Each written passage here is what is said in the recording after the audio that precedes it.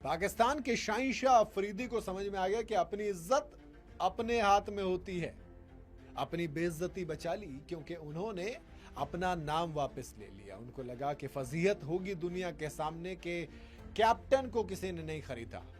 फजीहत होगी दुनिया के सामने के प्रीमियर बॉलर हुआ करते थे, लेकिन प्रीमियम तो कट गया सारा। अभी वो प्रीमियर बचे ही नहीं है, सारा प्रीमियम में ही चल रहा है, किश्तों में इनकी कहानी चल रही है।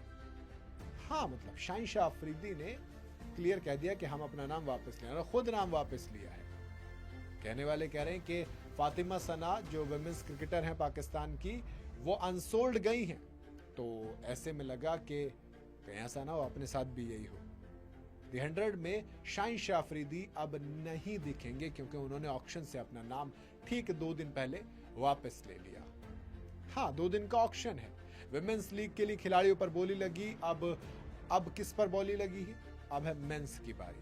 और इस मेंस में पाकिस्तान क्रिकेट टीम के स्टार बॉलर और फिलहाल तो ओडीआई के कैप्टन वो अपना नाम ऑक्शन से वापस ले चुके हैं। हालांकि बाबर आजम और मोहम्मद रिजवान जैसे बड़े प्लेयर्स ने द 100 में अपना नाम दिया ही नहीं था।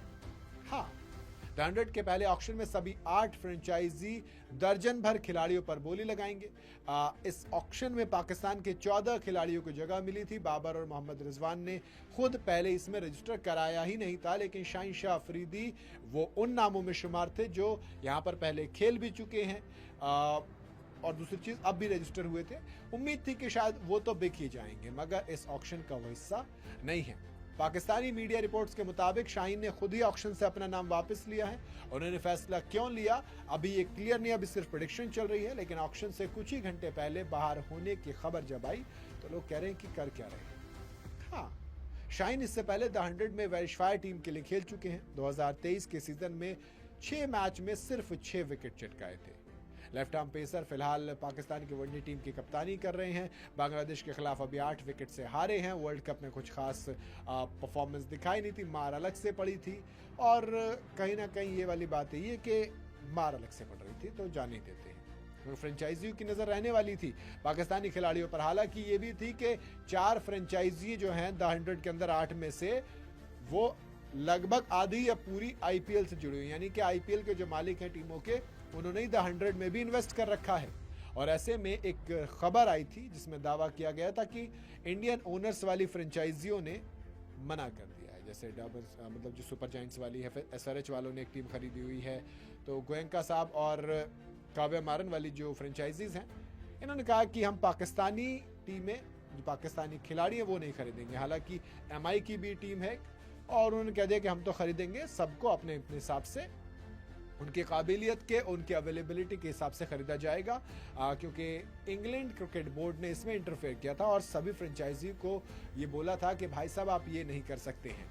ऐसे में सभी फ्रेंचाइजी ने मिलकर एक स्टेटमेंट जारी की थी और कहा था कि खिलाड़ियों को उनकी काबिलियत के बेस पर खरीदा जाएगा, ना कि किसी और बेस पर। खैर, द 100 की बात करूं तो ऑक्शन के लिए हर टीम को करीब 2.05 मिलियन पाउंड का पर्स दिया गया है। हालांकि कुछ खिलाड़ियों को पहले से रिटेन या फिर डायरेक्ट साइनिंग के जरिए टीमों ने अपने साथ कर लिया, इसलिए उनके पर्स से कुछ रकम काट ली जाएगी, ठीक वैसे ही जैसा आईपीएल में होता है।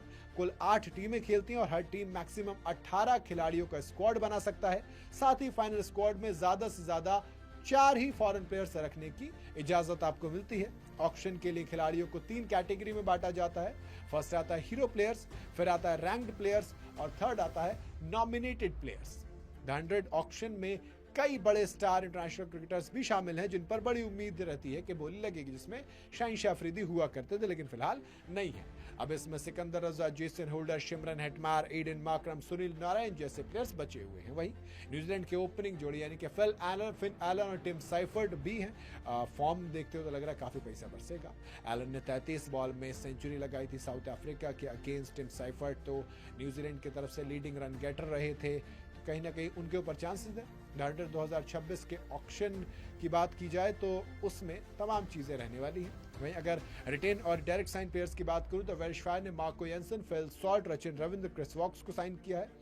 ट्रेंट रॉकेट्स ने Tim David, Ben Duckett, Mitchell Santner और टॉम बेंटन को साइन किया है।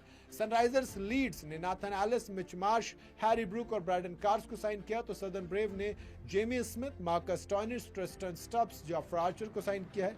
एमआई लंदन ने Nicholas Pooran, Will Jacks, Rashid Khan, Sam Curran को साइन किया, तो मैनचेस्टर सुपर जायंट्स ने Liam Dawson, Noor Ahmad, Jos Buttler और हेनरी क्लासन को साइन किया है। लंदन स्पिरिट ने Dewald Brevis, Liam Livingstone, Adam Zampa, Jamie Overton को डायरेक्ट साइन किया है।